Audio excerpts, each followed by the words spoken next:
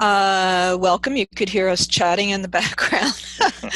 Welcome to the webinar, my first webinar of the year, marketing like your business depended upon it. And I know since a lot of people signed up for this that you believe that as well. And just a few housekeeping points. Please keep notes. We will have on your questions, and at the end we will answer questions. So you have 15 minutes to do that, and welcome, and thank you so much for caring enough about your business and your marketing to join us. So I'm going to be able to tell you the steps that will make marketing happen for you. You be able to do marketing and why you're afraid of it. And all of us really, we were not trained as marketers. They had no marketing classes in social work school where I went or in nursing school. And about only 3% of anybody in ALCA really has a true business background. So we all need these skills. So each time I do these webinars, what I do is I use a faux attendee, and my faux attendee today is GCM Sara, social worker.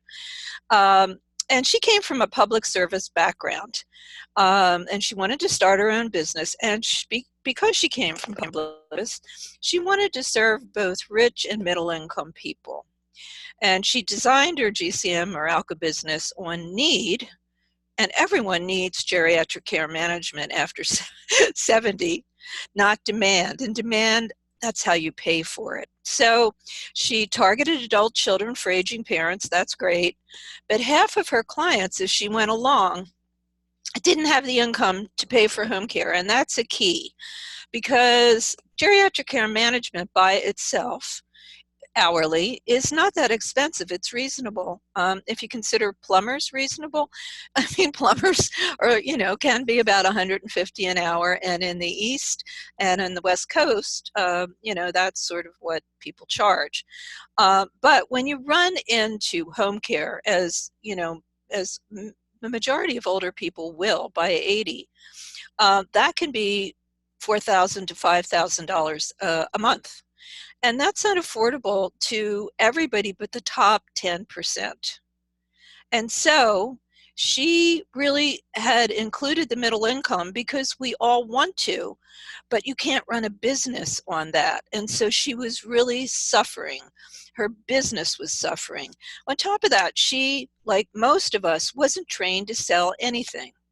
Nursing and social work, like I said, there's not classes in this, not anything like that. You are trained to be a nurse or a social worker or a PT, whatever. So most of her cases were short term because most of her clients could not afford long-term care with home care. And they're the kind of cases that you need, because if you have to open a case, close a case, open a case, close a case, and open a case again means going to find a new client, which is a lot of marketing. And that becomes totally overwhelming. So she broke even, but she never made a profit, and many times couldn't pay herself. She certainly couldn't hire another geriatric care manager because she was barely getting by. And so I ended up helping her. So I restarted her startup, and I redid her strategic marketing plan. I rebranded her agency, of course, with her. I didn't do it by myself. I positioned her agency so that customers would choose her instead of the competition. And I taught her lead generation and third parties. And I taught her how to develop lead generation and tactics for adult children. Not just third parties, but adult children. And these are the two main audiences you really need to market to. Third parties we're going to go over, they're pretty clear. But adult children, there's no listing of them anywhere. You know, they're amorphous in many, many ways. And so how do you get to them? And one of the best ways to do it is through a speakers bureau. And I'm going to talk about that. And there's been a lot of talk about speakers bureaus on the ALCA website. And so I'm going to talk about that, but it is a great way to get to adult children. Okay, so every time, if you've been on the webinars before, you've heard my whole shtick, that we all have an ethical dilemma with marketing. Because like I said, you've got to serve the top 10% economically to make a profit. And most care managers are trained to give services away. Because, we went to all our health-related schools and there were no, you learned how to be a social worker or a nurse or a PT or an OT. You didn't learn how to sell it. And on top of this, and I know you've heard me say this before, most care managers are women. Now, Keith, my co-host here, is not a woman, but the majority of care managers are.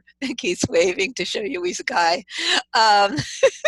And we are hardwired to give things away. And as I often say, if not, we would throw the babies out the window after or in the middle of them crying all night. But we are hardwired, it's in our DNA, to care, to keep the baby happy or at least stop it from crying or put up with crying all night, to care for our parents, to care for our husbands, our children, our grandchildren, or the human race wouldn't go on. So that's against us too. That creates this ethical dilemma. And like I said, 3.2% of ALCA members have a background in business. So this creates what you call an ethical dilemma, and that means two ethical standards are in conflict with each other. And this is like the San Andreas Fault that I, in Santa Cruz, California, live on top of. Really. And we have one plate, the Pacific plate, right off the coast. I can see out into Monterey Bay. And the other plate's running through a road right near me. And when they rub against each other and rub against each other, eventually there's going to be an earthquake like there was in 1989 that killed people and, just wreaked havoc on Santa Cruz County. And that's what happens to your mind. You're going to have an earthquake. And so I want to, I'm not a seismic person, but I want to end that for you by teaching you how you can accept marketing and do it. And this is the second problem besides the earthquake.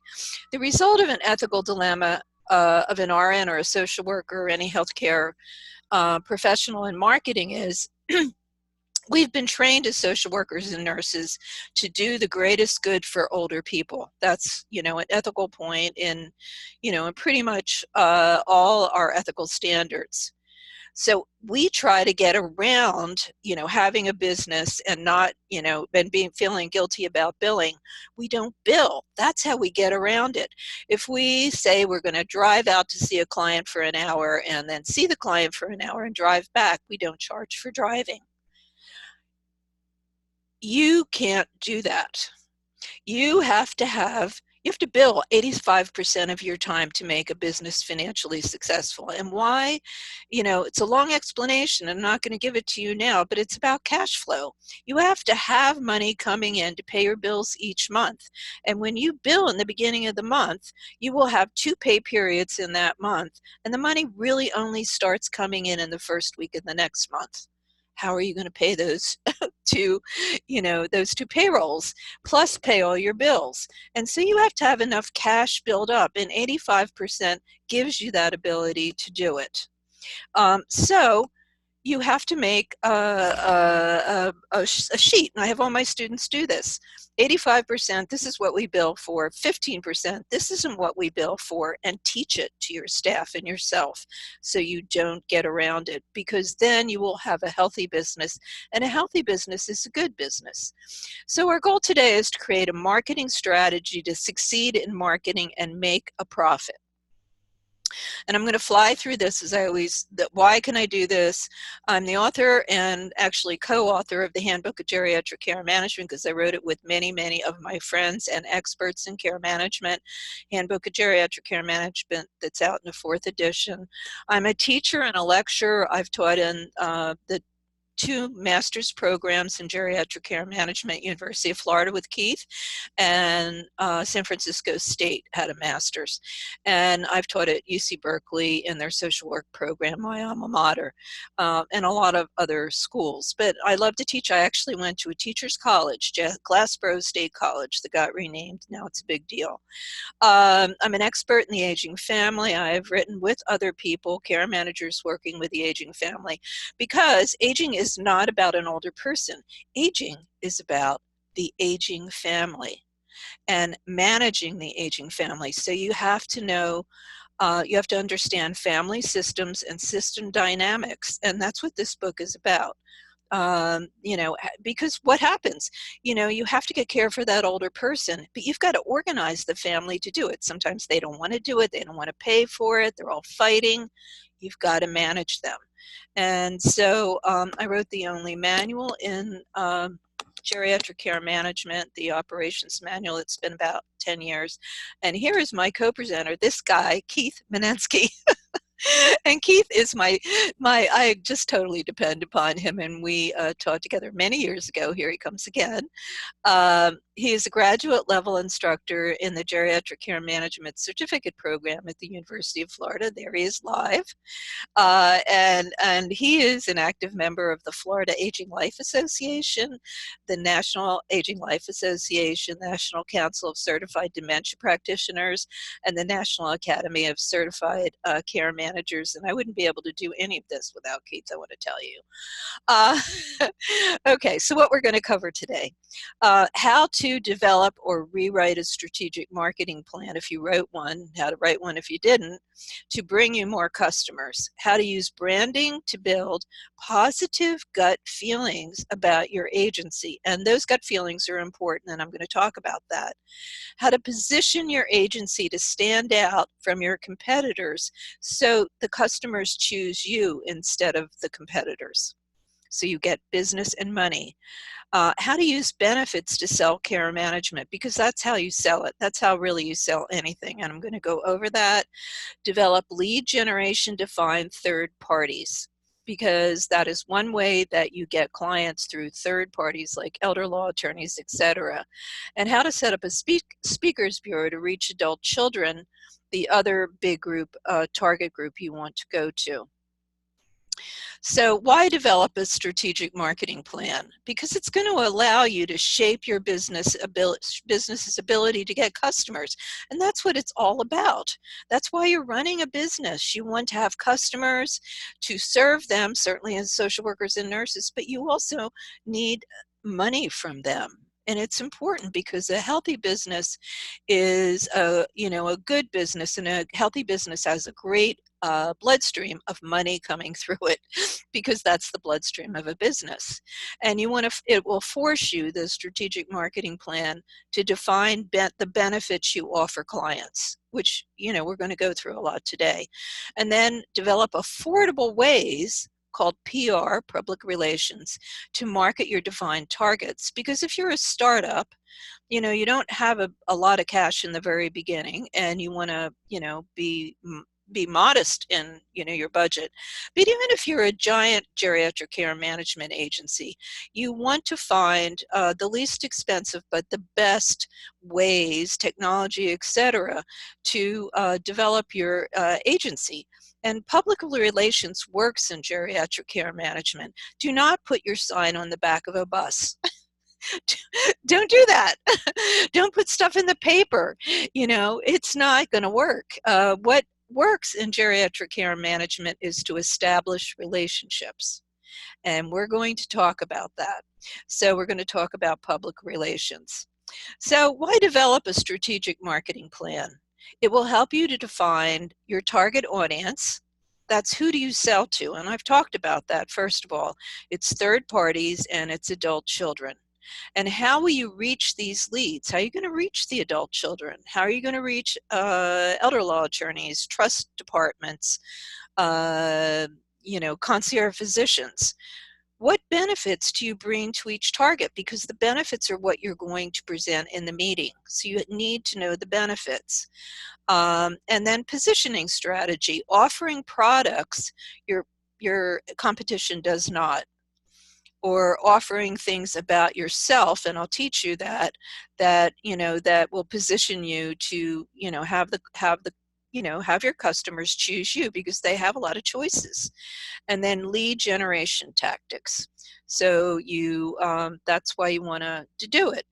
And so let's for ducks, give you an example. So let's take a target audience. This is an upscale assisted living. That's a great target because they serve the same clientele that you do.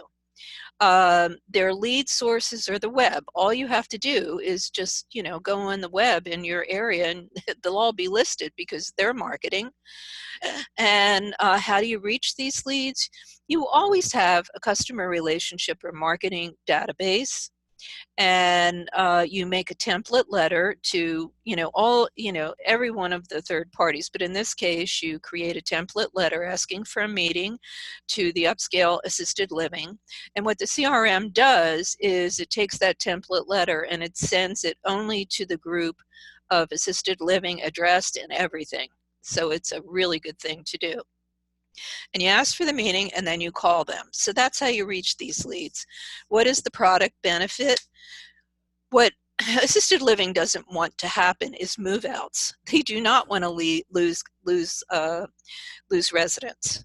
And so you can offer a product that helps them, keep everyone living there. And that's that's quality of life product, which is a great product. It's in my manual, and it was really started by Nina Herndon. She is a true believer and wrote a whole chapter in my book about it.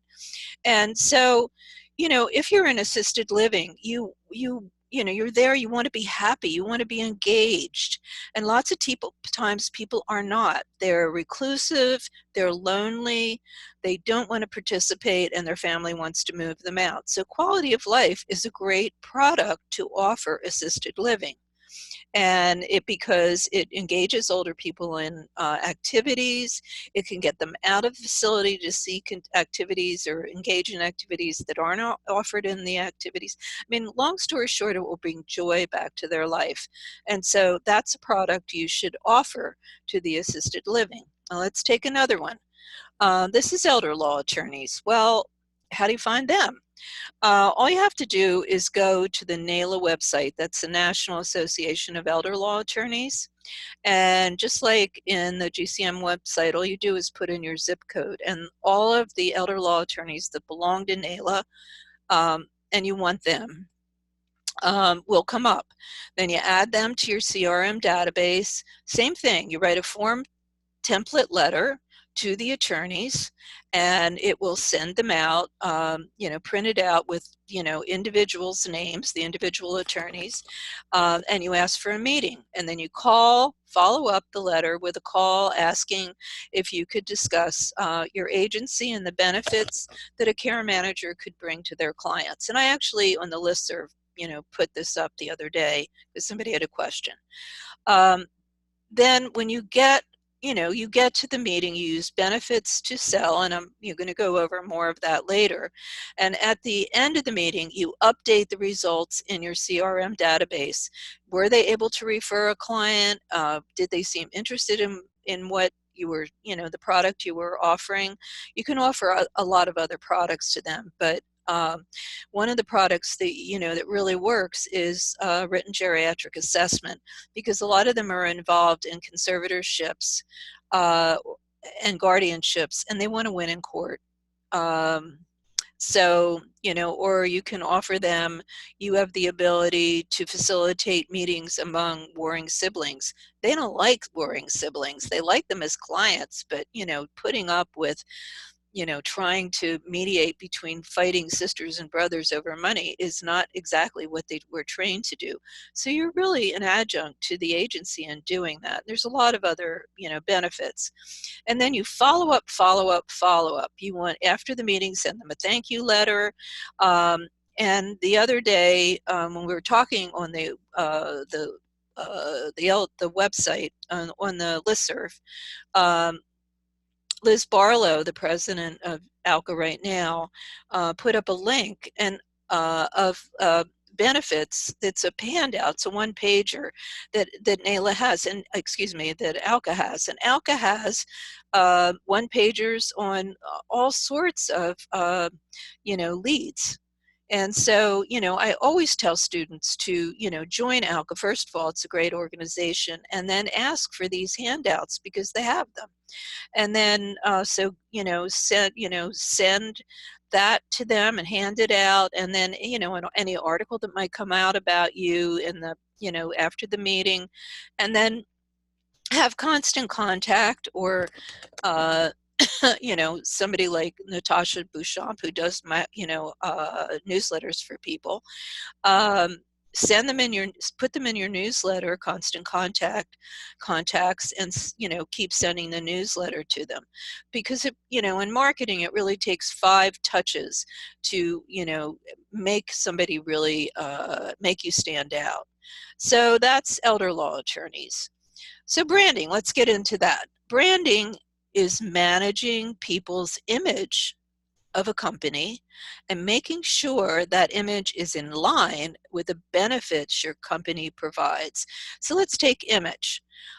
Image is a logo. So you want to show this through both the name of your company, your logo, certainly, your website.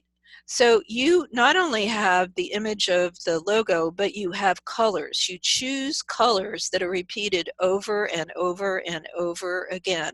This is subliminal. So much of marketing is that. It's addressing the subconscious. And you want to, have all the same colors, the same image, to manage the expectations and the gut feelings about your program. Think of Kleenex. Now, what is Kleenex? It's some tissue you blow your nose into. But they branded this thing so well in the beginning that, you took this ubiquitous blow my nose, and their brand is now synonymous with tissues that you probably get at Costco that were equally as good to blow your nose. So that's, what you have to do. And how do you do it? Hire a graphic artist. If you have a ton of money, hire a branding firm. But you really have to do this in the very beginning, because that's marketing, and it's really good marketing. So branding, how do you manage those expectations, those gut feelings you have about a company? So a good brand, and excellent care management services are necessary for those gut feelings, but not really enough. You need to be a high-end brand, and I'm using Viking Cruises. Now, if you watch Downton Abbey, what was Downton Abbey about? It was really high-end, nobility in England, who's, had these little people running around, big people running around in black and white and serving them. And Viking knew that they were targeting to the right audience. Not only did everybody love that show, but it was what it was about. It was about rich people. And they are the cruise. They're really well known for their gold standard services, which that gets to the gut feeling about your brand, that you offer these great services. You think of the Viking cruise, there you are, this fabulous cabin. It looks out on the deck and the Danube. You have somebody coming to serve you, these delicious drinks, wonderful gourmet food. And then you get off the boat and you learn how the local town bakes bread. So, they've got it all down, and you can do that in your care management agency. I'm not saying bake bread or get a cruise line. You have to be a gold standard service, just like Viking and just like the Four Seasons Hotel. You have to have products with exceptional services. And here's this guy. I just love him. I love his picture.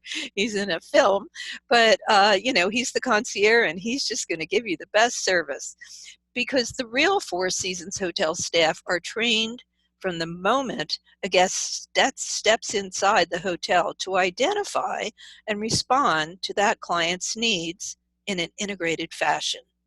And their motto applies to you, care managers, and it applies to your VIP clients. And what this means is if it's not ethical or there's a conflict of, ethical conflict, or literally impossible, we will strive to deliver. And you really have to have that too, to have gold standard service to back up your brand. So let's take you again. When care management services are initiated, the client, and really we need to call them the customer, may have a range of, physical, emotional, psychological, intellectual, and spiritual needs. And in your assessment, you get all that down. But you are dealing with concierge clients, which are in the upper 10%, which you have to serve. And your role is to identify needs that aren't, in this, what I just described, because they have needs to be waited on. They have needs to have a driver. They don't, you need a driver to get around town. I'm not making fun of them. They are the biggest class in the United States right now. That's not good, but um, they want private chefs, and this isn't even, women who work really hard and have high-powered jobs. They need chefs too, and they need nannies. They need drivers, because who's going to do all this when everybody works 20, as much as the moms and dads do today? So you need to not only do you have to deliver these services through your staff, but you have to have in your continuum of care in your community a whole list of drivers, great ones, a whole list of chefs, private shoppers, et cetera, et cetera. So, you got that out of your needs assessment, and you need to add that to your agency. Beyond that, you need to train your professional care management staff to offer seamless customer service. And an example of this is, answer the phone in 2 rings. Now, I can't tell you how many times I used to do a lot of competition surveys for big companies. And I would be calling people in big cities, care managers, and people would be driving around. I'd hear all the honking horns. They're breathless, you know, test to, try to get to their clients, and they were doing an intake. That's really bad. That's a bad first impression. So have somebody in your office that just does intakes, that isn't in a car driving anywhere, or get, a remote administrative assistant to do this. And then, again, another, out of sorts request.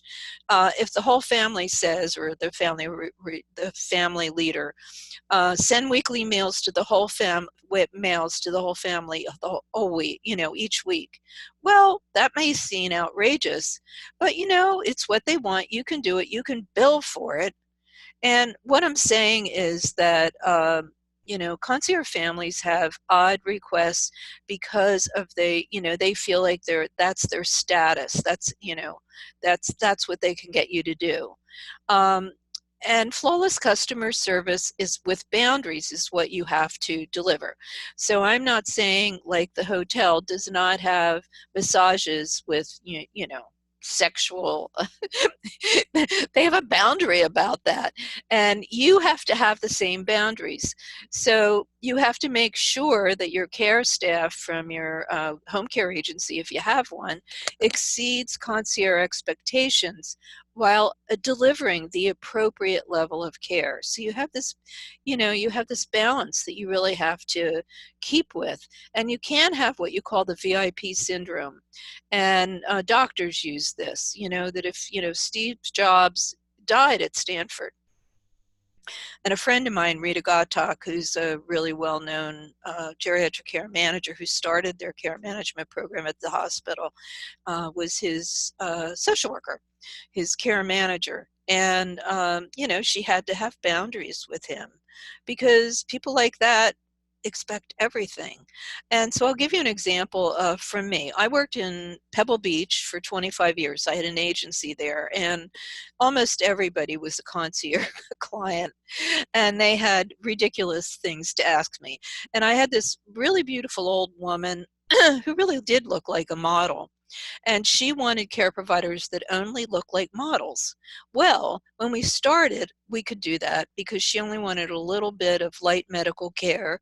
We had a very pretty, tall person who was also a good care provider, and she could go to the home and, drive her and, do errands for her, be with her. That was fine.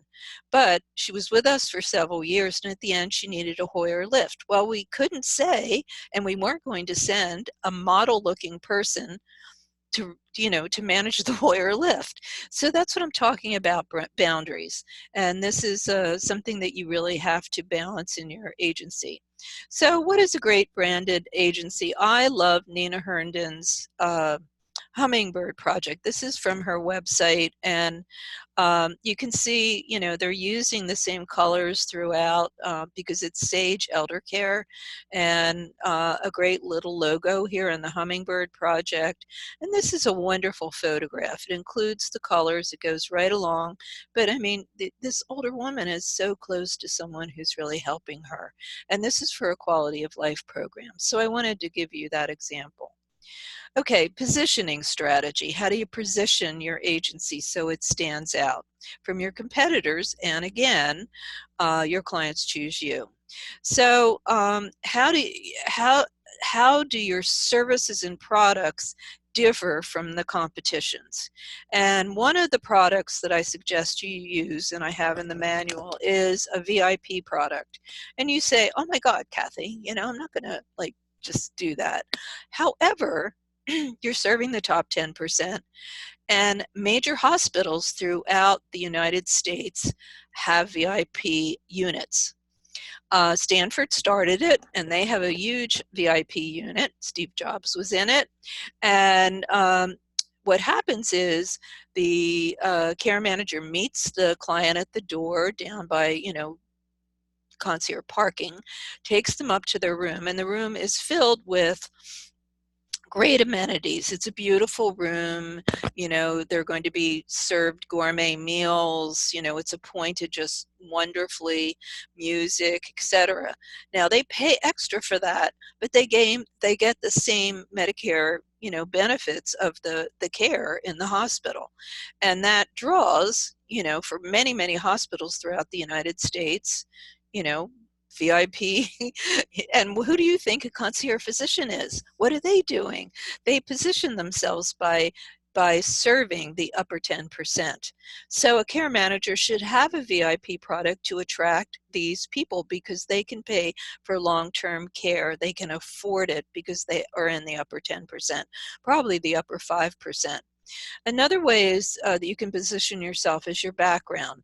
If you have experience that is different from other care managers. Now, I'm presently working with a woman who has a military background, and she positioned herself as someone who could work well with VA, which she could. She, had a great experience, and she was already in the military, yada, yada, yada.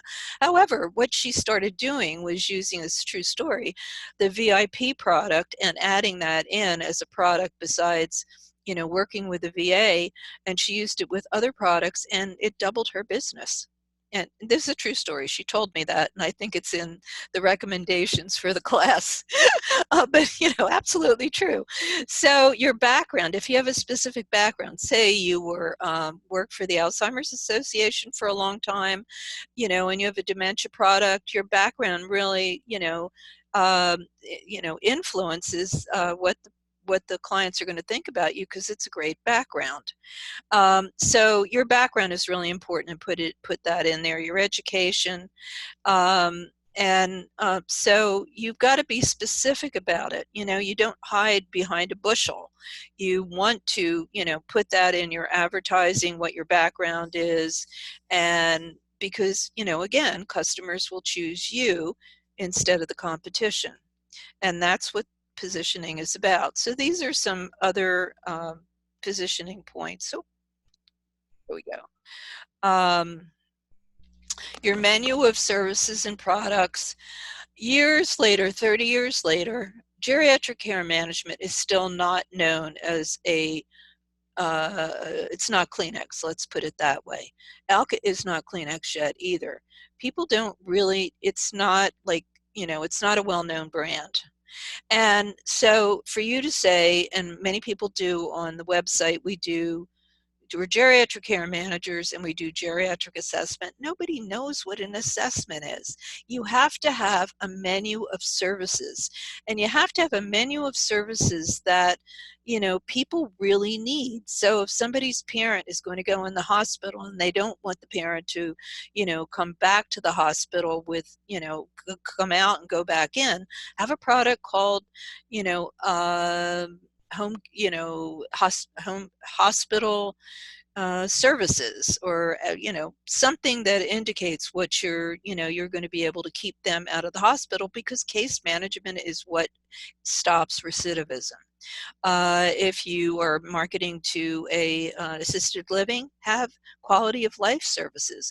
If you are marketing to, what's in it for me for an attorney, they want to win in court and they don't want to deal with with dysfunctional families. You can do all that. So have a menu of services that, that your third parties and your adult children really need at that moment. What's in it for me at that moment? Price is important. Both coasts really, they can have an hourly for about 150 to 125, and the middle of the country a little bit less, actually, pretty much less. So you have to find out what the traffic will bear, what everybody else charges, and charge a little bit and a little bit more. But that makes you stand out if you're within the range. Communication with third parties is really important, because what these families, they're in a crisis and they want, a one-to-one concierge that's going to communicate with them. And you have to really set yourself up as a dutiful daughter for them. And so that means calling them as frequently as they want to be called. Lots of people don't want to be called on a regular basis. Always send a monthly report. I always say that. And send emails, but just be there for them. Be there, have a relationship with them. That's really important. Your years of business, they will help you position yourself. If you've been in business for 25 years like I was, put that down. And your anniversaries, like an agency that I just worked with just ended up in the top 3% of the best home care agencies in the country. They're going to advertise that. They're going to put it in all of their literature, and that makes them stand out. Or I like a free 30-minute consultation, because that really is a way that makes you stand out from your competition if they don't do that. And that doesn't mean you give away the store. I've done many workshops on that, and I will again. Okay, strategic marketing plan includes descriptions of lead sources, so we're going to get into that. Lead generation. Lead generation is, who do you market to get to elder clients in the top 10%? Well, first of all, third parties, and I've gone over this many times. The main ones are elder law attorneys, upscale assisted living, trust departments, and concierge physicians. But there are many, many more. So you need to make a whole list of the main third parties. And they all work with the top 10% that you do. And then communication strategy, I just talked about that, but this is how you reach the leads. So, do you make phone calls, follow-up letters, all the things I'm suggesting, or with adult children, have seminars, websites that have organic search terms to draw them, social media, but this needs to go in your plan. What's your plan? And then lead sources, how can you meet others that you need to know more, that will tell you more about more concierge business?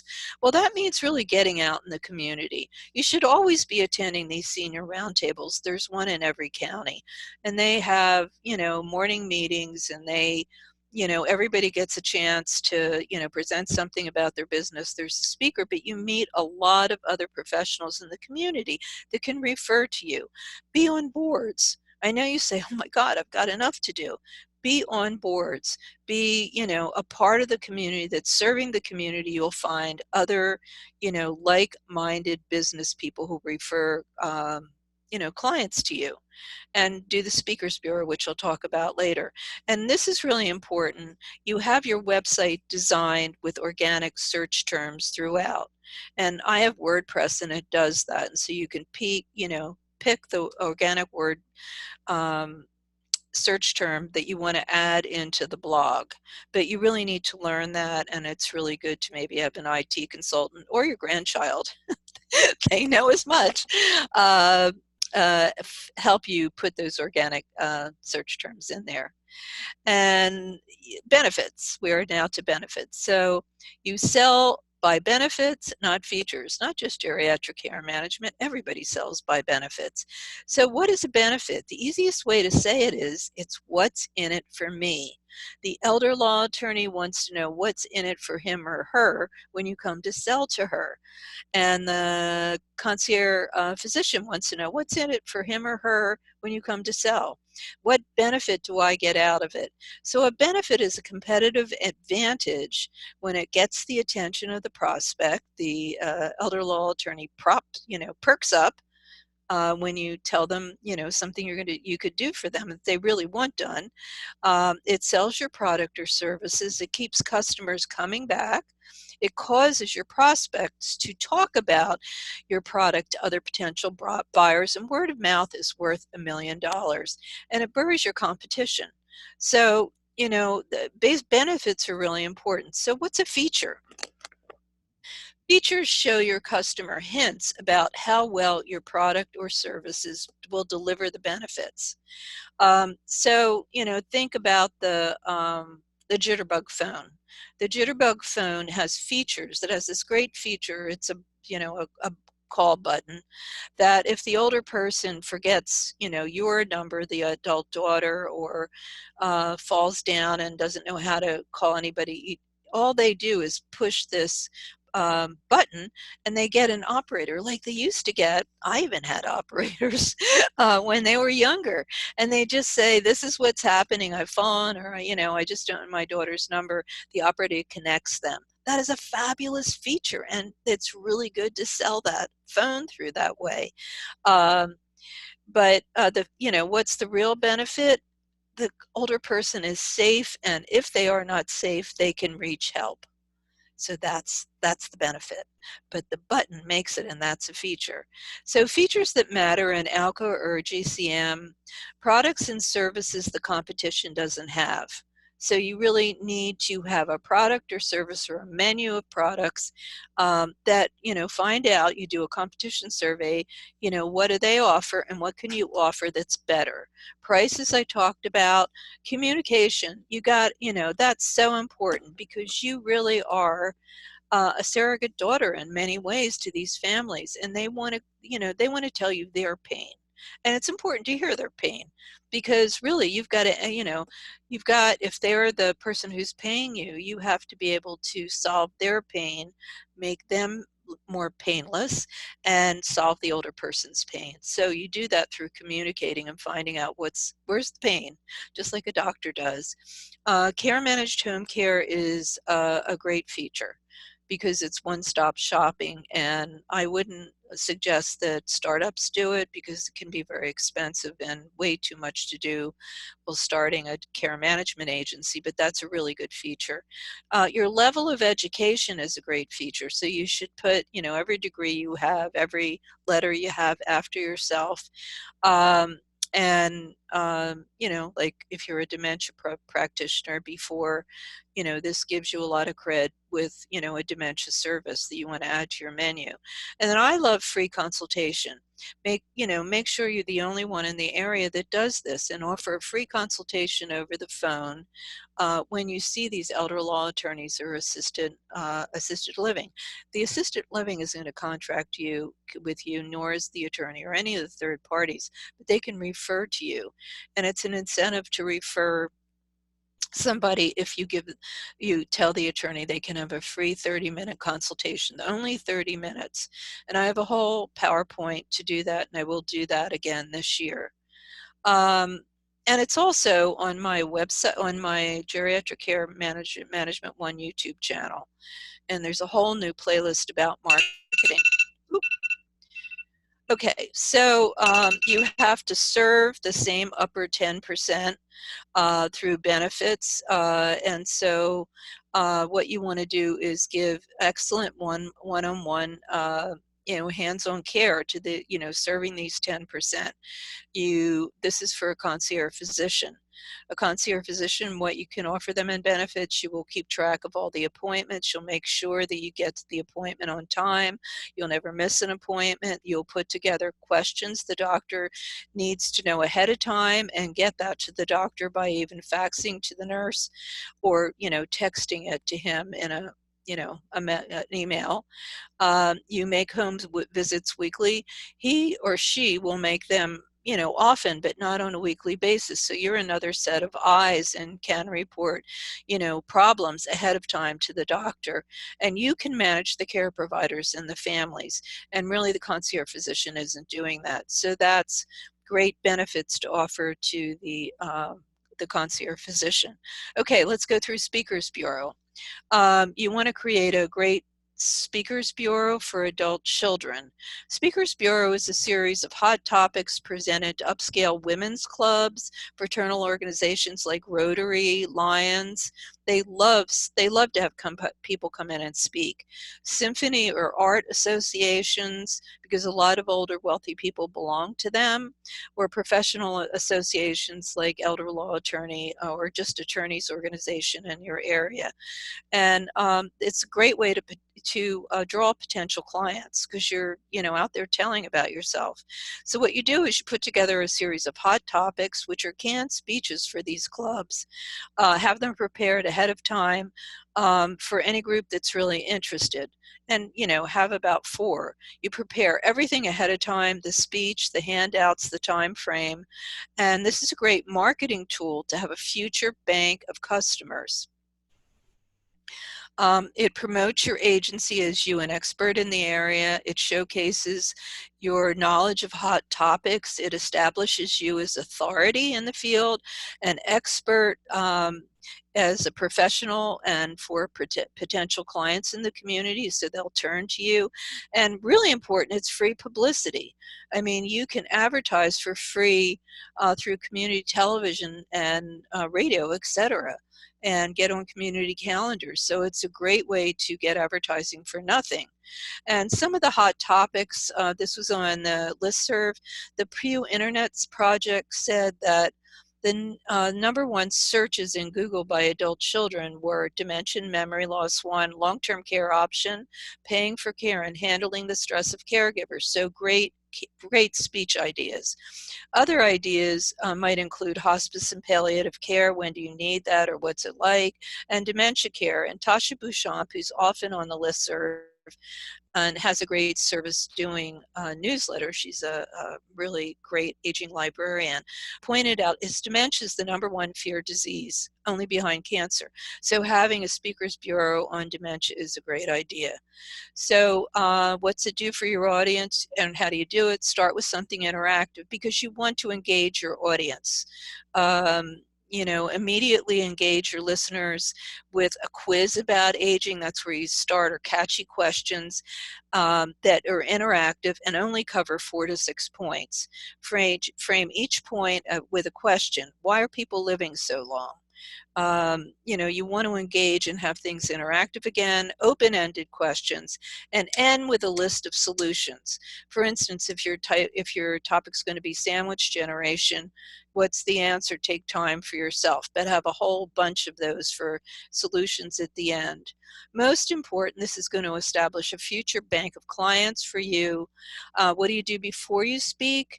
You choose several hot topics. You call them, outline your speech in 4 to 6 PowerPoints, create a PowerPoint for each speech, create a checkoff list of what you need to take to each speech so you don't forget it, and handouts. Make a list of handouts.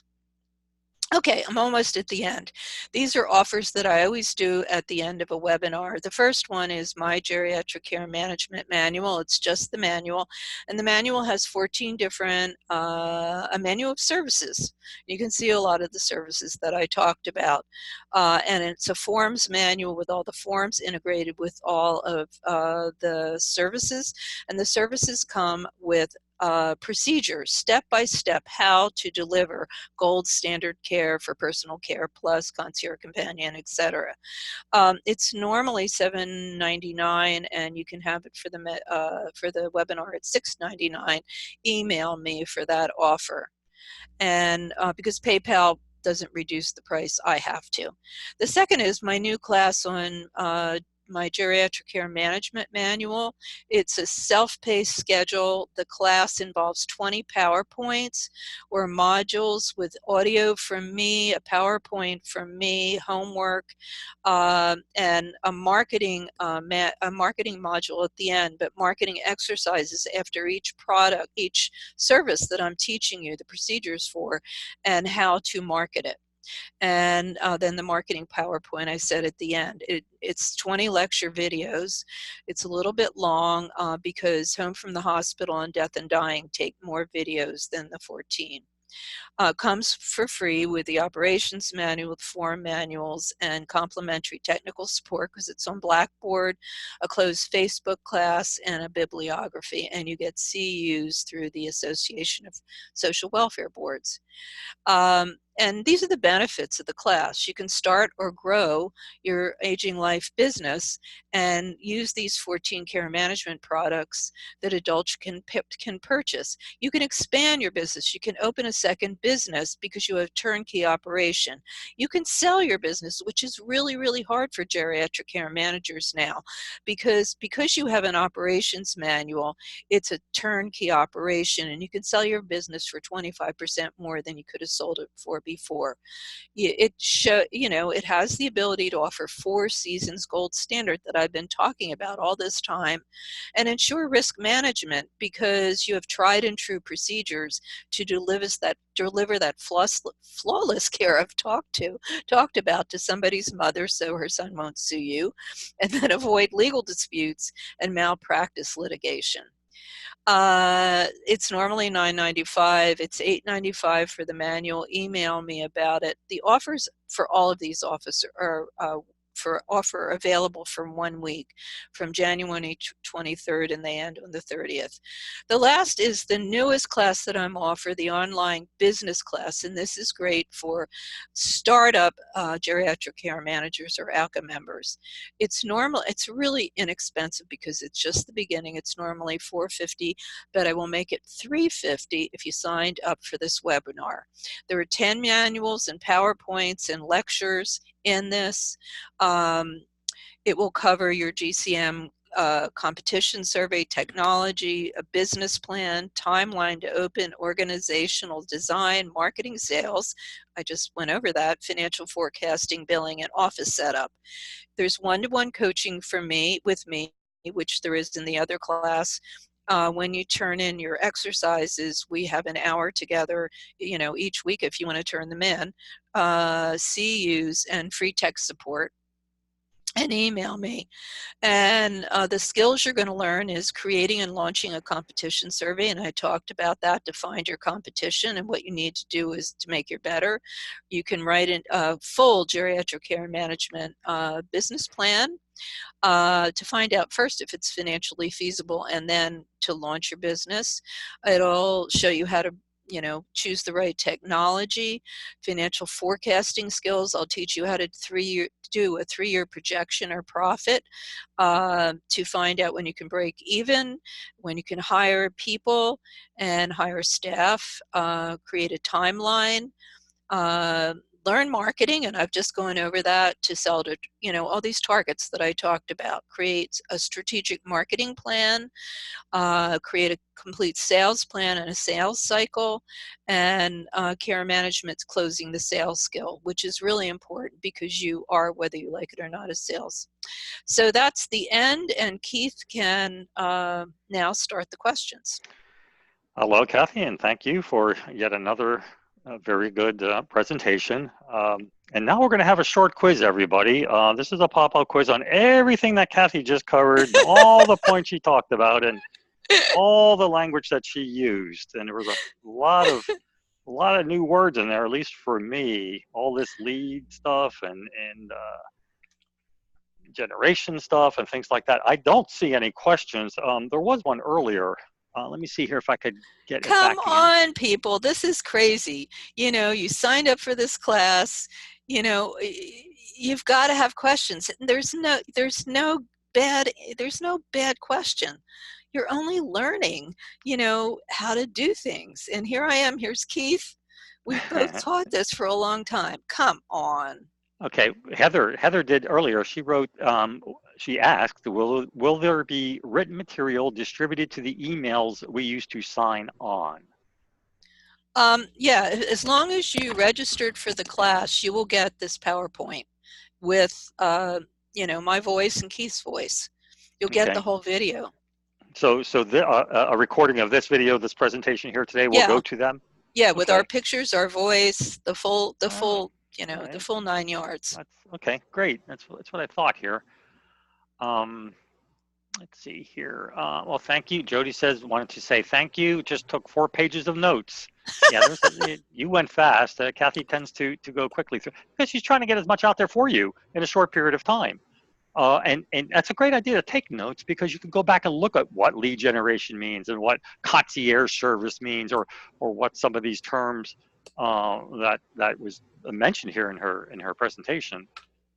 I did want to add two other sources perhaps of for marketing, and that's CCRC, community care retirement communities, where they have a bunch of elderly people there, and from independent to assisted living and then into Right, nursing homes. So you really you really want to meet your perspective, the new clients at their most independent level, and then follow them through their care as they transition through other right. levels of care. So that's a good resource. The second one I was thinking of, and I've actually used, is funeral home directors, because if you here in Florida, where I am, a lot of times you have spouses, you have a man and a woman, husband and a wife down here, and one of them passes, which leaves a single person to fend for everything that's going on now in their Oh, life. that's a great Children, point. children come down from Michigan, from New Jersey, from California. They're here for 5 days, 7 days, 10 days, it may be even longer. But what happens is that individual is left alone to fend for everything that they had a spouse to assist them with, even decision making and things like that, going to the doctor's appointments and things that that a care manager might be able to assist them with. So I know it sounds like vulturing, like you're waiting around for somebody, a call from the funeral director, but I think you really provide a good service in that way, because I think Oh, I people are very agree. That's a vulnerable. great point. Yeah. Never thought of the funeral directors that way. Another one, and I have it in the manual, is death and dying. And, we're speaking of death. Um, it takes 5 stages of death to really get to that point. Yeah. And hospice loves care management, because hospice now only gets the clients in the last month when they have services that they could render for all the stages of death. And so you can get a lot of business from hospice if you offer that in your menu of services. And it's a really important service. But again, like Keith said, even though we're care managers, everyone does not like the idea of death. So but I'm not so fond in either. as an aging professional, that's a really important point, to be there for clients. Right. I absolutely agree. You have to get over whatever personal things that you have. If you want this job, if you want to be a care manager in a role, I think you should be there for them, And whatever financial challenges. managers here in Silicon Valley, I live in, over the hill from that, but in Silicon Valley, they have a huge, huge organization of financial managers, and financial managers are great ways to, because they have what they're worried about, and accountants as well, is they have these clients for years, but what when they don't what happens when they don't have capacity, and they don't really have the ability to tell that.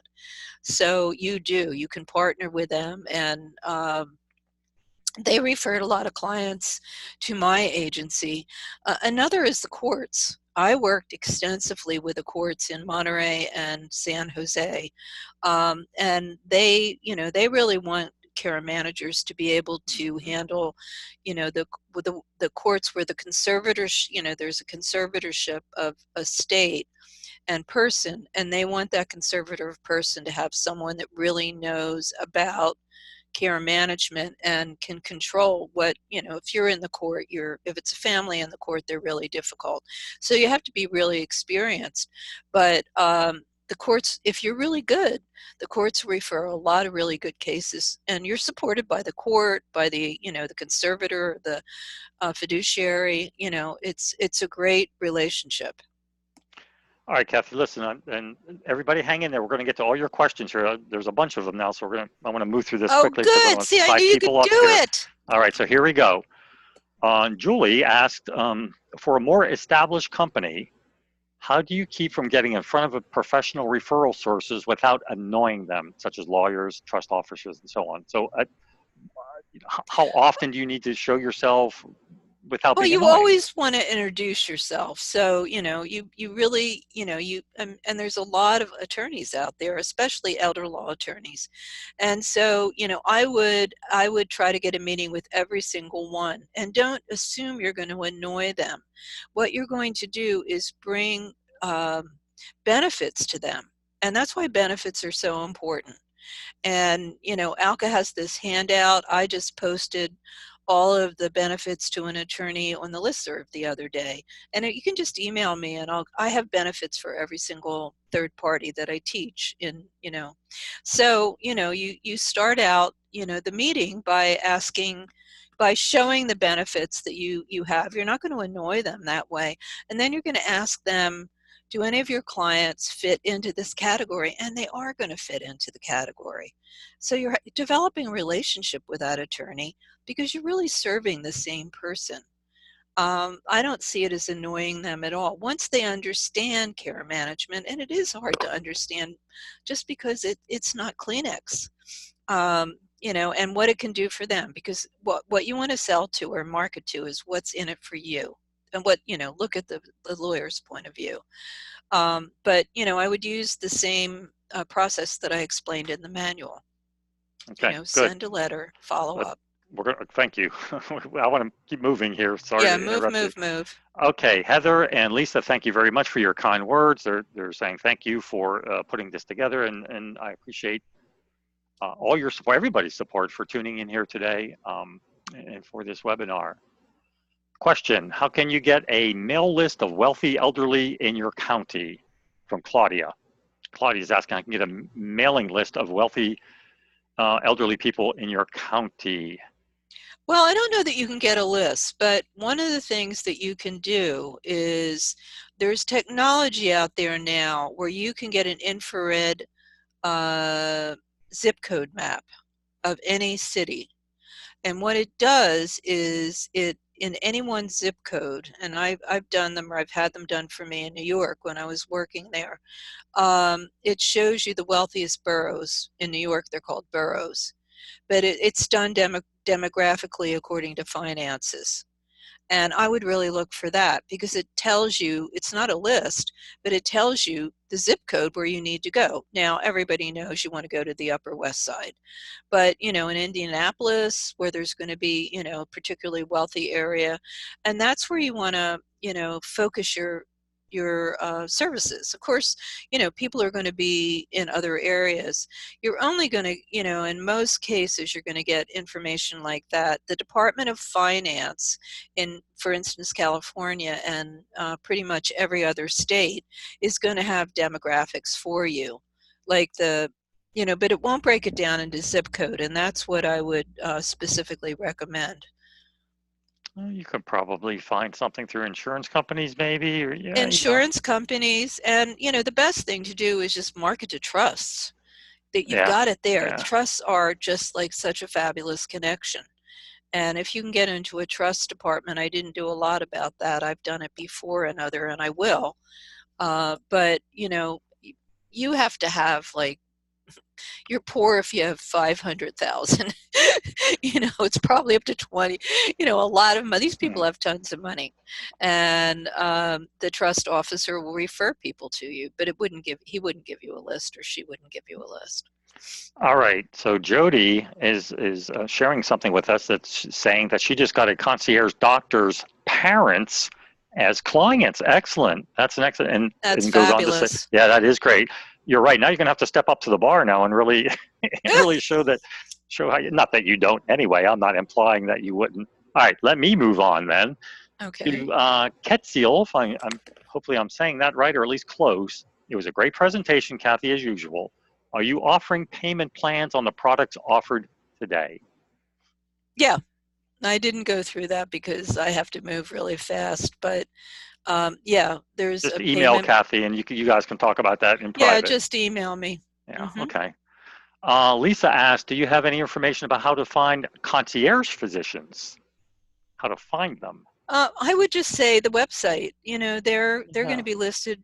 Go and use the website in your area and just Google concierge physicians. They're going to come up. That would Or be pretty easy. take a box of donuts into your local physician's office and say, you know what, I heard about this concierge doctor up the road. What about? And they'll start talking to you. They'll let Oh, you know. they will. Yeah. Or cookies, A cookie, gourmet yeah, any cookies. or if Yeah, you're friends or the with them. medical association. You can ask the medical association. Mm-hmm. Hospitals will probably list them, but really, just for ducks, just use the website. Just use your, Google concierge physicians in your town, and ones will come up. Okay, we're almost at the Q&A, folks. So just again, hang in there, and I apologize for taking so long. No, we actually had an hour and a half. Oh, okay. But I said there was an hour, but I scheduled it in Zoom for an hour and a half, so we're fine. Jody asked, can you talk more about how to tell a CCRC we are there, how we can help, or how we can help them, because they think they can handle, I guess, all of it, or well, you They might can't. They you don't might have a really think social that. worker there though, in the nursing home part of it, right? They In the can't. I nursing don't. home, it depends each area. So first of all, the independent area, they only have one activities director in Mm-hmm. any one of these facilities. That's why quality of life is a great service to offer, because they don't want move outs. I And mean, they that's have a typically different shared audience. between the assisted living and the independent living. So they have one activity director typically for multiple roles or purposes. Yeah, exactly. They're overworked, and they're You're not going to be overworked. able. Yeah, they're not going to be able to prevent the move-ins, because move-outs, because they just don't have the time. And in the next level, I would say, you know, I had a student that I was working with that the guardian was an attorney, and in the next level, that they weren't. He had an UTI, and they weren't really taking him to the doctor. The care wasn't really good, so she went in to monitor the care and actually take them to the doctor and report to the elder law attorney. You can't say that to the facility. Um, but what you can do is, even if you don't have home care, you should be contracting with a private duty home care, that if they don't have the proper staff, you can bring staff in and you'll monitor it. Any other ideas, Keith? No, I think you covered it. You would have to, right, you would have to identify, I think, some key people within that area, and Right. just And in the facility, I mean, going to the right. facility, what you're going to ask is, what problems do you have? Where's your pain? Yeah, and I would approach it pretty much the same way I would approach any other, like, Yeah, find out what they need. I think that's a key point, folks. I think it that's a key point is. that Cathy makes out. Find out what it is that they need. How can you help them? If you've got that, then they're going to say, for example, for me, I used to be director of case management at a rehabilitation facility. So when a home health agency gave me their card and said, listen, Keith, I know you have discharges at 7:30 at night. So when you do, here's my number to call. I will help you with that discharge at 9 o'clock at night, at 7:30 at night. You call me. I remember that because that's something that's not just a box of cookies or donuts from. They're offering me something I really need You're because right. I'm not What's going to. in it for you? And What's in that it for was me? It really saves what's time in for it for me, right? you. I'm not calling around the people. I know they have somebody right there that's going to be attentive to my needs because when I do call them at 7:30, I'm expecting them to respond to me, and they Right. know that. So to That's a me, great, that was very great point. important. Anyway, okay, so let's get on with questions here.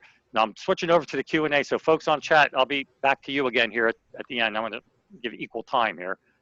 Ellen asked, how do you reach adult children who live out of state?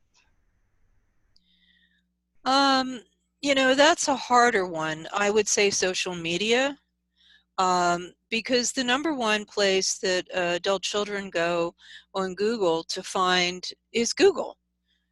That's so I would say, first of all, your website. It's really important that you put on your website that you specialize in long distance care, and Yeah. have a menu of services again, and have a product, long distance care.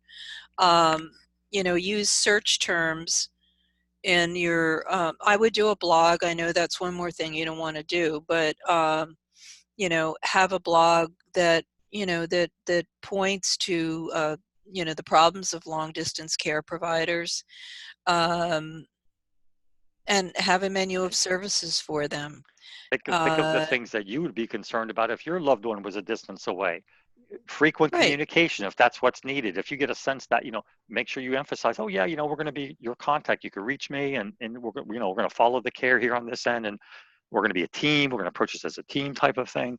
Give them that Right. reassurance. Yeah, and you want to position yourself as, the agency in your community that specializes in long Hmm. distance care providers, and get a list from me and from, because we both have it, Alka. Get the sell sheet that Alka has, because they have one on long distance. What a care manager does for Alka, and I have it as well because I teach it. And then put that on your website. What are the benefits? Because you want them to choose you, because just like Keith said, you're the person that's saying, I'm going to be there for you, I will help you. But it's even a more amorphous than the care providers in the area. And so I would, because they could be all over the country, they could be out of the country. So it's your That's website and that's your social very true. media. Very true. You're right. Next question from D is, do you recommend a specific CRM? Lately I've been really, wrapping back into Salesforce, because they have one. I used to say it was too big, but they have one for small business, and it's really good. And so, Salesforce, well, first of all, they're a politically correct the community. I like the owner. um, and then it's been around forever, and it does an excellent job, and now they really do tailor it for small business. So I would say that's my new favorite. Okay. Next question. I've been in business for 8 years. People don't seem to understand concierge. How can I get them to understand this concept? um, Use concierge search terms. um, Upper 10%, there's pseudonyms for it, so upper 10%, um, wealthy. Use all the words that people would associate with it. I mean, use it, get a thesaurus really. Yeah, And I'm not sure who them this I'm not sure who the them they're referring to. Is it them people in general or is it them it's um the I'm under my understanding from the question, she can answer this, it's the upper 10%. Are you talking about or concierge care or concierge clients?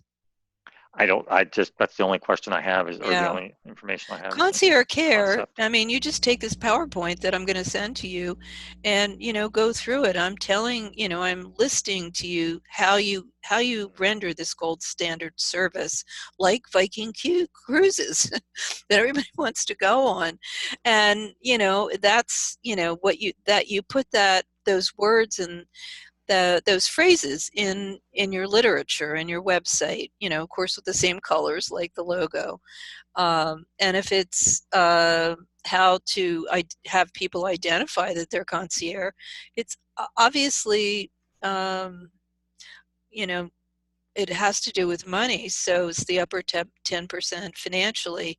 Entitlement, sometimes that can be a negative, but they are entitled people. That's usually a word that you use with social workers because they're very Yeah. demanding. Um, Their but perception is one of entitlement anyway, and yeah, that's yeah, as yeah. good as the real thing. So, yeah.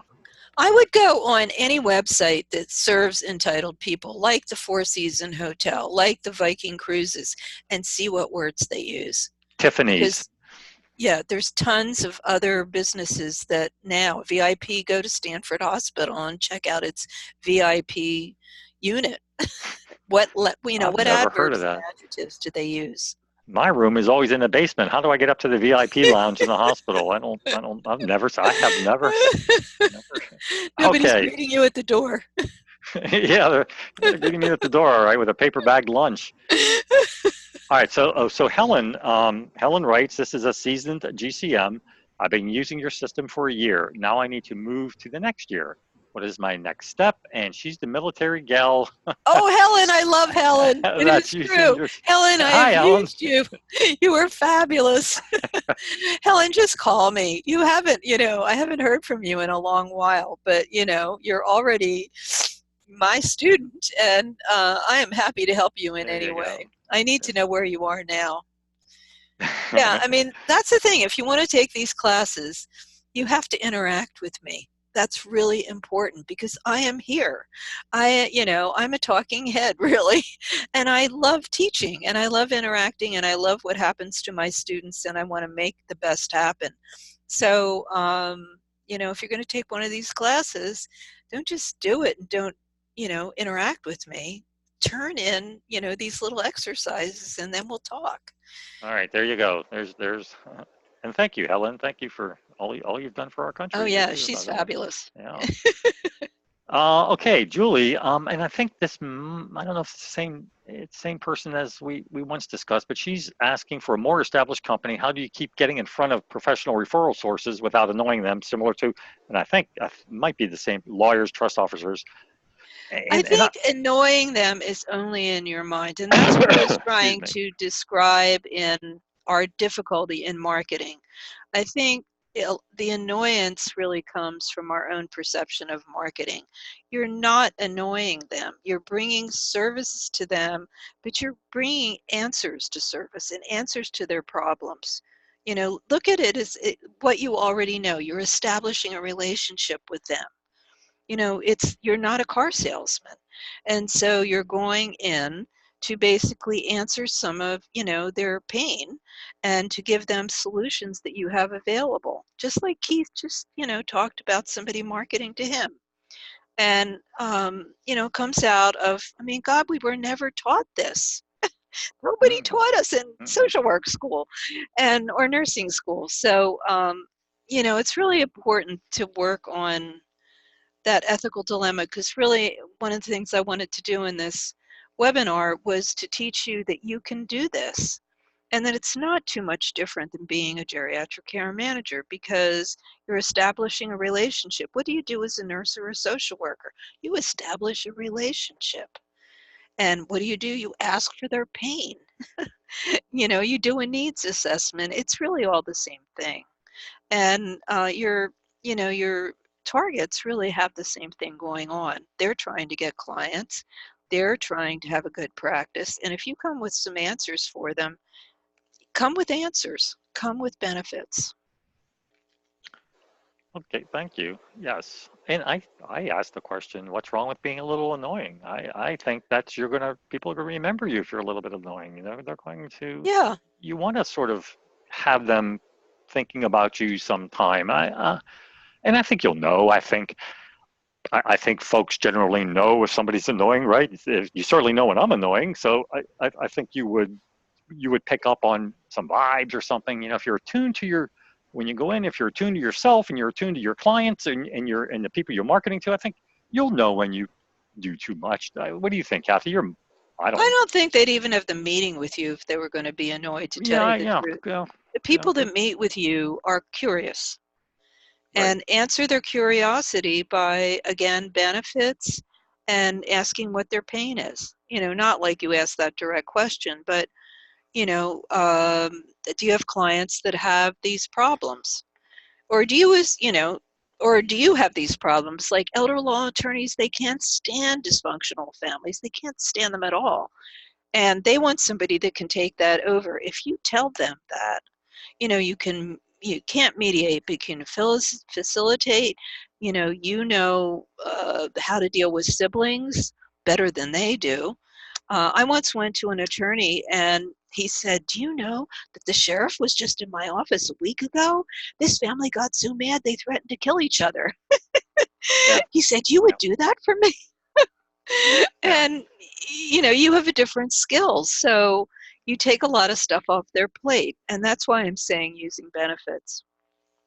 And I think care managers generally look at a big picture and then break it down into smaller pieces so they can be Yeah, better easily addressed. And instead of this big thing in the attorney's office, all that stuff will already be hashed out beforehand. The GCM is going to be part of that. They're going to be part of that process of communication between family members. They're going to invite that kind of thing before it gets. So going into an attorney or going anywhere, doctor's office, attorney's office, or any other third party, you're going to be on much more solid ground, and that is your reputation when you go in there, because the attorney's going to say, last time they were in here, I almost had to call the sheriff. This time, look at this. They understand. They're respecting right, each other. They're letting the elder speak their mind, where instead of talking over them or around them.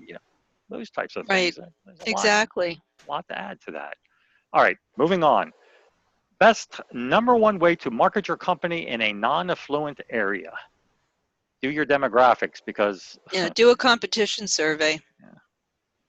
that's a hard question to you really have to know what level of non-affluency and where it is, and Again, I would really, give the suggestion that I gave before is get a zip code. It's, it's like a hot map, and it will literally show you, the fiscal demographics of each area of your county. And you can also do it through the census. There's a new version of the census to do it in, but um, and and also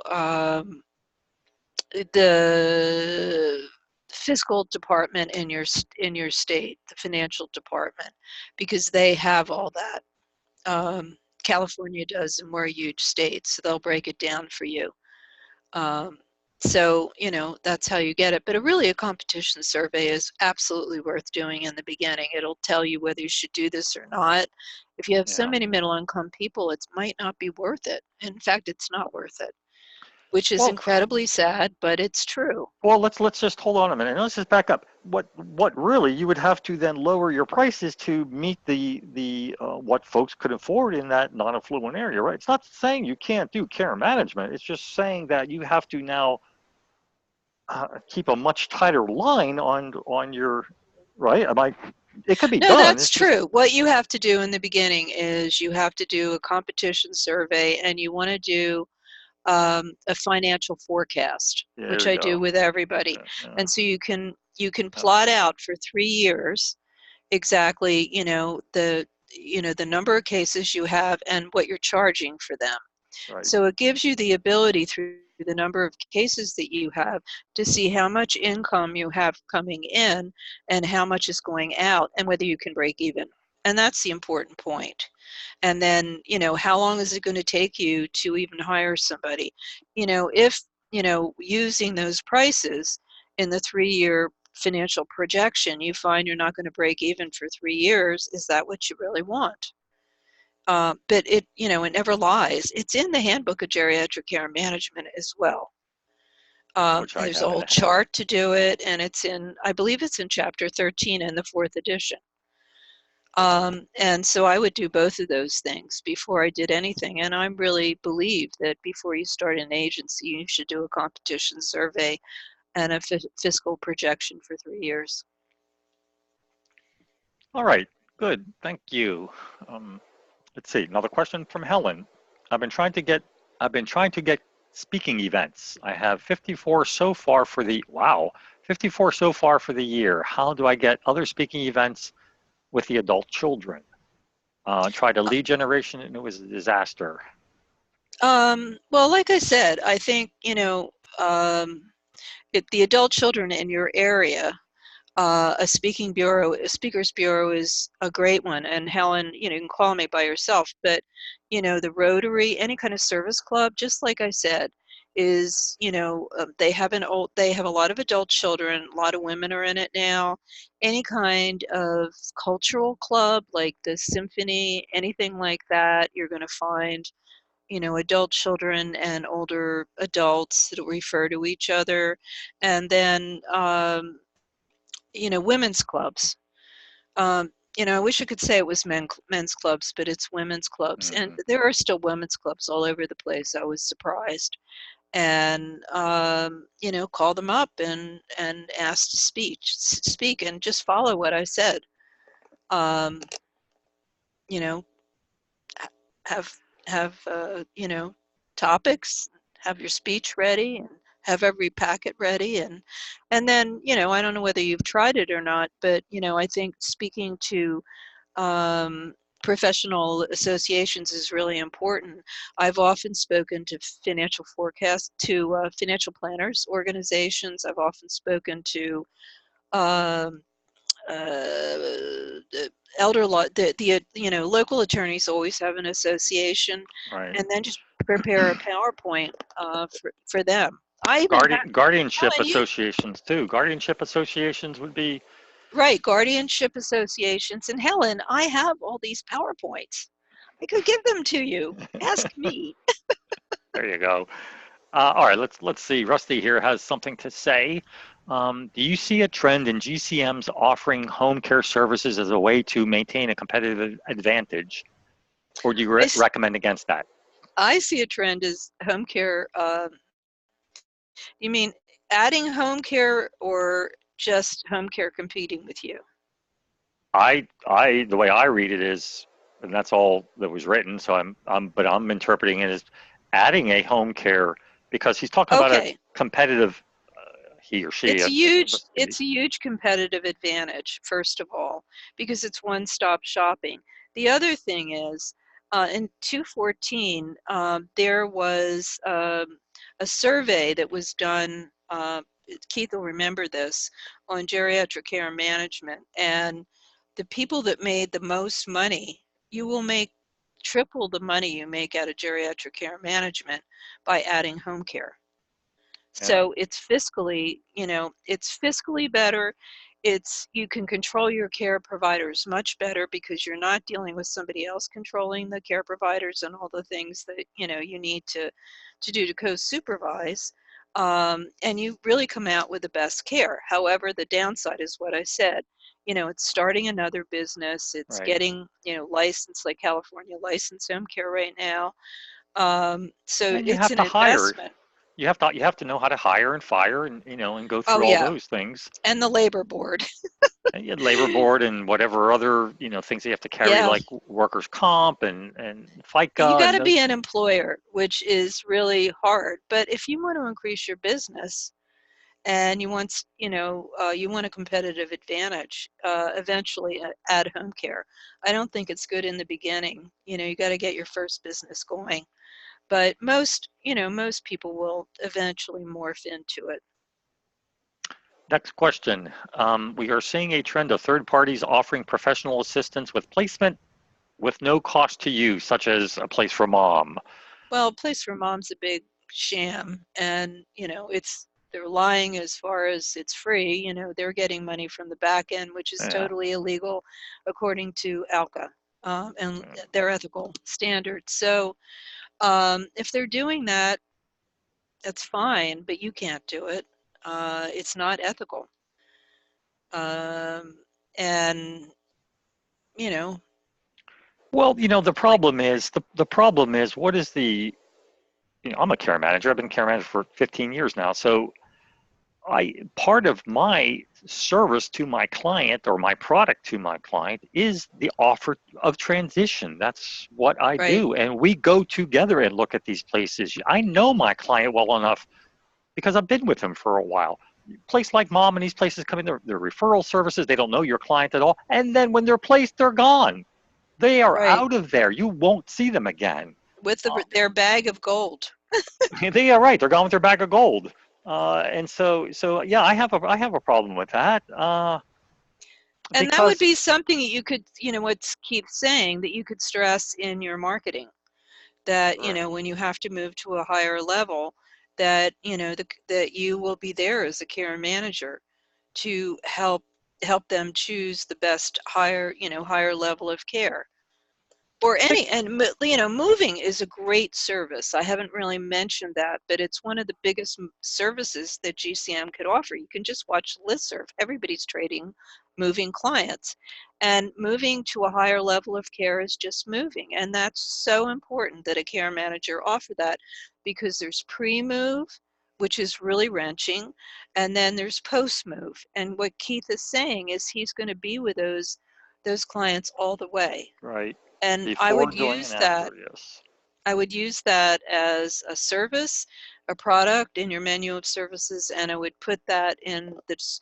What you should have is, and Live Home, I was the director of Live Home for a while, and what they have, these one-pagers called sell sheets. So when you have a whole menu of services, you have these one-pagers for each product to tell the benefits of them.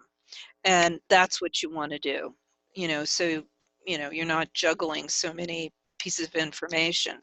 But put it on your website, because you're much better than a place for Mom. And Oh, you're absolutely. not Joan Lundgren, and I think she's just a liar. Well, you're talking about this is a very vulnerable time for an older person to Oh, it's leave their horrible. home or leave where they're living and then move. And it's unfair. It's not right. Whatever you want to call it, but you don't. People, what they are is a finder service that will find you a place to live, and that's pretty much it. Yeah, and Yeah, get money on the back end. And right. geriatric care managers can do that by putting in a moving service. I'd highly recommend that. And Oh, or stressing to your client when you get them, because they're not going to think of moving in the beginning. They'll have another problem.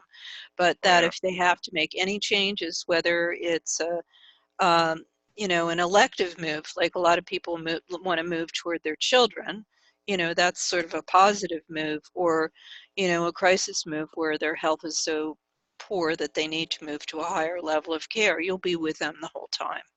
And you can put that, in what you bet some of the benefits of using your service for all services. And keep in mind that move to the assisted living facility may not be the last one. Right, So exactly. the care manager needs to be involved in all aspects of. All right, enough. I said enough. But a couple more things, Cathy, and then we can wrap this up. Mm-hmm. Monica is asking if a private pay assisted living community or other long-term care communities host family-focused events or speakers, is it appropriate for a GCM to attend? How best to approach that so as not to be blatant about selling service. Well, you can be real. This is the deal.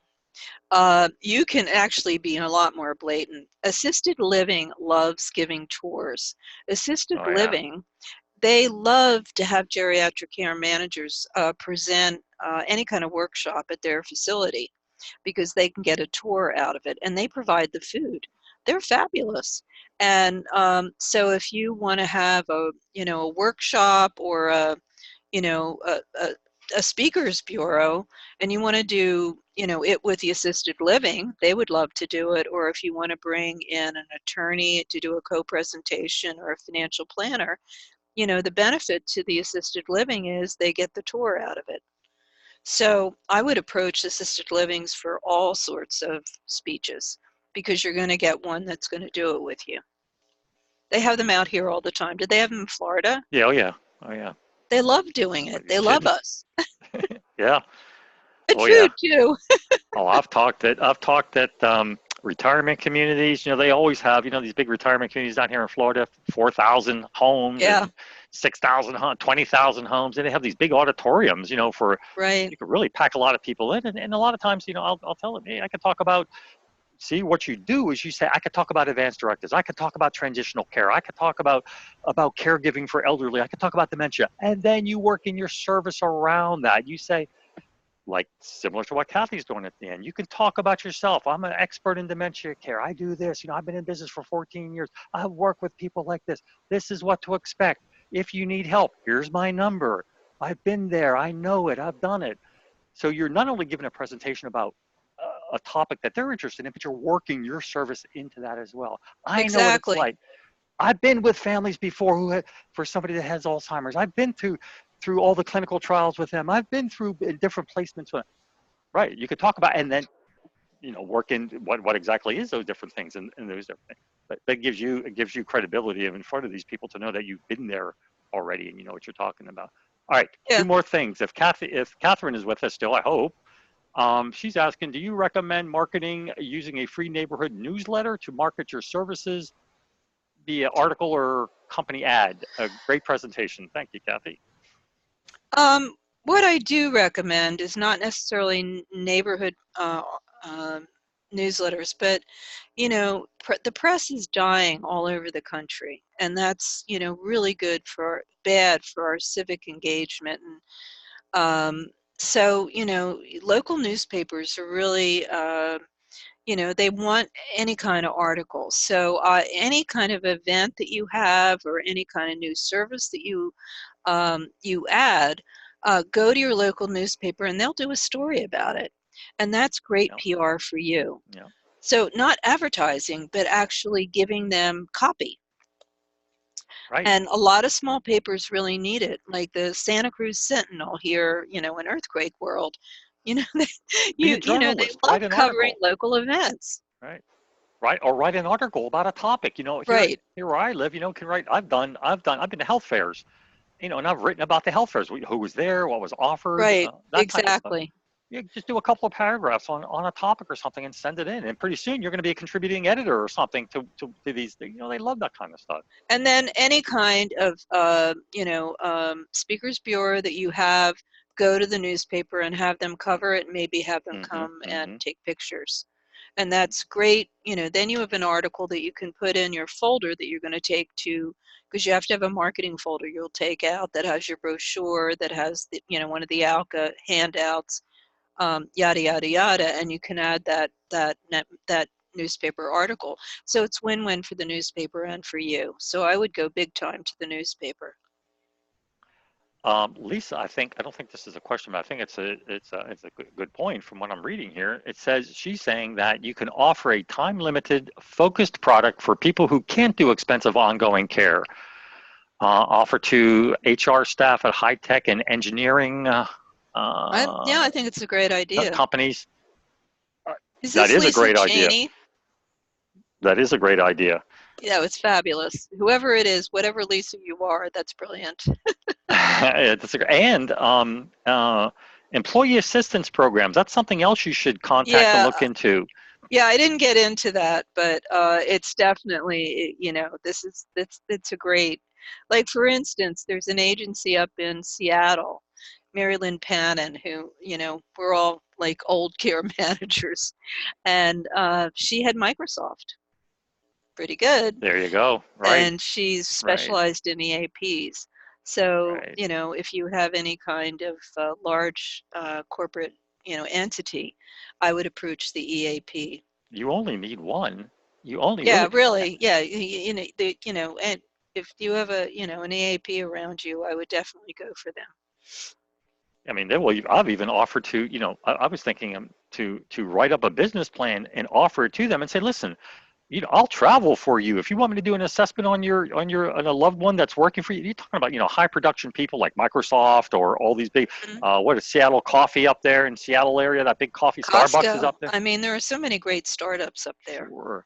I mean, you could, and if you that have attach to one been of really those. successful. And another, I mean, we could go on and on. Yeah. Yeah. I have been working with an agency down here in Santa Cruz with Kaiser.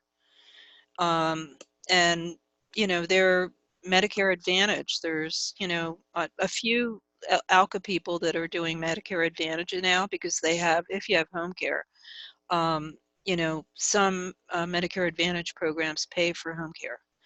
So you want to partner with a hospital or with I did that out in the Midwest. If you partner with a Kaiser, a big health plan, quality of life is really important to Mm-hmm. them because it reduces recidivism and hospitalization, Mm-hmm. and it's better for the plan.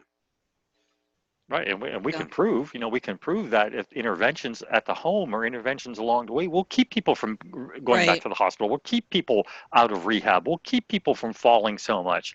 Medication management, all those things that care managers can do has been shown to be effective, has been right. shown to be cost effective, even more so health effective for these people, so Right, they and can have there a are better outcome quality of life. studies to prove it, and they're going to Right. ask you for an outcome study. And actually, at the Midwest conference, when I spoke there, and you could talk to the president, I forget her name, she was really nice, but they wanted to do it for care management companies, and an outcome study proves, that's what Keith is talking about, that, that care managers really make a difference. And they make a whole difference in recidivism. They're the reason that people don't go back in the hospital. Mm-hmm. So that's another thing to think about. I'll probably do a new webinar on that. Yeah, But at the next great couple idea. of webinars we're going to do are going to do marketing. I'm going to go do 3. I'm going to do the next one I'm going to do is going to be pure benefits. I'm going to give the benefits for every single third party Mm. and go into it in much more depth. But and Keith and I are a traveling roadshow. Yes, we are. All right, so we're going to wrap this up here. Yeah. I don't think there's any more questions. Thank you, everybody, Thank for your you. Oh, attendance. also, let me say also, I added an evaluation because I can do that under Zoom. And I've never done it before. So you'll have an evaluation of Keith and I. Okay, all right, there you go. I would have been on We'll better look at behavior it. if I knew, there was an evaluation here. And Uh, also, Cathy, just to wrap this up too, that they will get a copy of. How do they get this presentation, or what can they expect? And This is really what's happening. Keith is recording it and sending it to me. And then, if it's all okay, I'll send it out. And, you can, the sound and, us bantering back and forth will be here. And you'll have all the offers and everything. And you can use it yourself. I always do that. Okay, there you go. All right, thank you Or again, Keith and I everybody. do it. Thank you. Thank you, everybody. Have a great night.